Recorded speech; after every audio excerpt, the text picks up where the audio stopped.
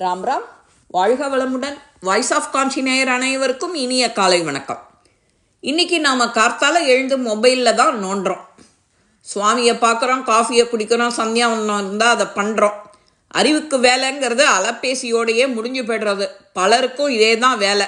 மூளையை சிந்திக்க விடாமல் மனசை தடுமாற செய்து பதட்டத்தோடையே வாழ்ந்தாலும் யாரும் தன்னை மாற்றிக்கிறதா இல்லை.